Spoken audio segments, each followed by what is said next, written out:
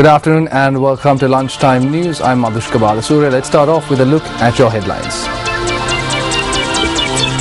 The 26th session of the UN Human Rights Council to commence today in Geneva. Sirasa TV celebrates its 16th anniversary.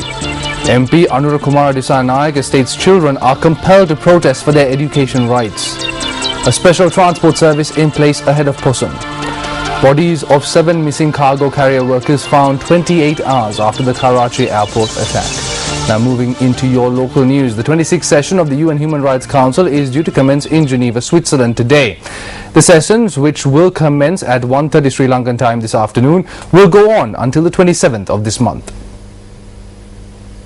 This will incidentally be the final session of the Human Rights Council, where Navanithan Pillai will preside as the High Commissioner for Human Rights prior to the expiration of her term. The list of members of the panel that will conduct the international inquiry into alleged human rights violations in Sri Lanka is due to be announced at the UN Human Rights Council session in Geneva today. As per the resolution on Sri Lanka adopted in the March session of the Council, a 5-member team is to be appointed to conduct an inquiry into alleged human rights violations in Sri Lanka. However, no one has been appointed to supervise this team. As the government of Sri Lanka has rejected this panel, they are expected to hear testimony in several other countries. The panel will present their final report within 10 months. Sri Lanka's permanent representative, the UN in Geneva, Ravinath Ariyasinha, is due to make a statement to the Council today. A special transport service is in place for the convenience of pilgrims who will be visiting Anuradhapura for the Poson festivities. Superintendent of Railways L.A.R. Ratnayake, speaking to Newsfirst, said that a special train service will be in operation from today. The Superintendent of Railways added that pilgrims will also be able to travel for free during the Poson season from Anuradhapura to Mihintalaya. Chief Operations Superintendent at the Sri Lanka Transport Board, H.M. Chandusiri, stated that special bus services are also in place for the convenience of the pilgrims.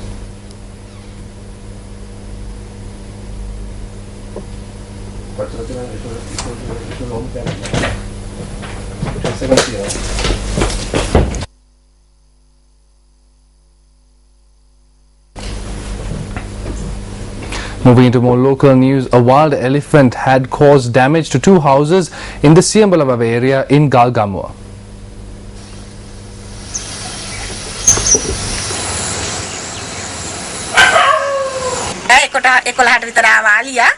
The elephant roamed into this area at around 11 last night. When we looked outside through the window, it had dragged with it a sweet manioc plant. It broke through the door and destroyed the wall. The elephants roam into this area every evening. The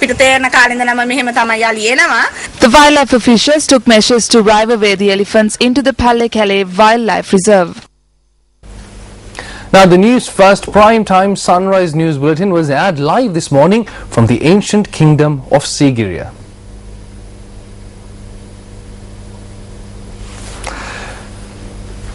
Moving on to your next story, leader of the JVP parliamentarian Anura Kumara Dissanayake says that students are compelled to engage in fast for their 8 years of education.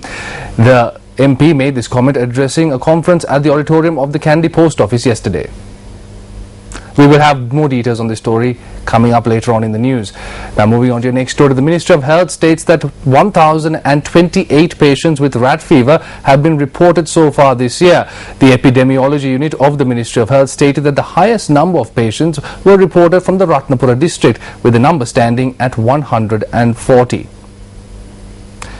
So far this year, 125 people who had contracted rat fever were reported from the Kaluthuru district, while 97 were reported from Gampaha and another 91 from Gaul.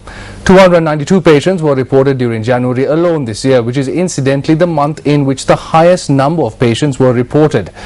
199 patients were reported in the month of February, 231 cases in March and 171 cases in May. The number of patients reported over this month is at 18. The Assistant Secretary of the Sri Lanka Public Health Inspectors Association, C.S. Muthukuda, requested that the public receive treatment before stepping into the paddy fields for agricultural purposes. In football news, Spain attacker David Silva says it is vital his side get off to a good start against the Netherlands on Friday. The defending champions have been handed a tricky opener against their fellow finalists at the last World Cup in South Africa. At that competition, Spain slumped to a 1-0 defeat against Switzerland in their opening game. However, they recovered sufficiently to lift the trophy, but a second slip-up may not go unpunished this time around. The final in 2010 was a cagey affair which Spain won in extra time.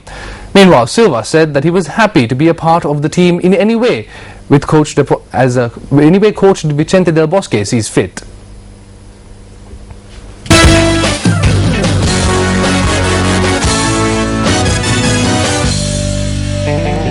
Now moving into one of our headline-making stories today.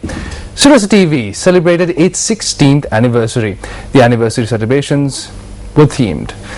The 16th anniversary of Sirius TV took place today in the premises of the Sigiriya Rock Fortress, which is also considered a World Heritage Site.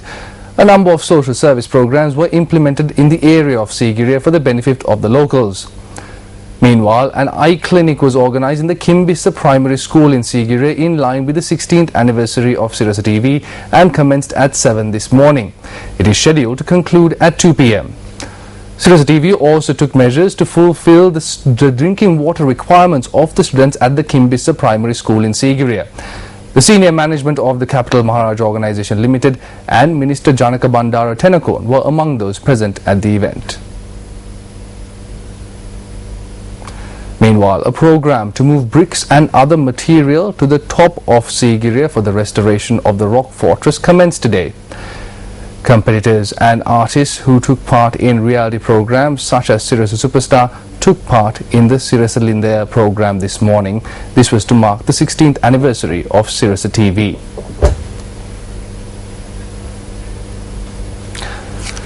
And with that, we bring to a close this edition of Lunchtime News.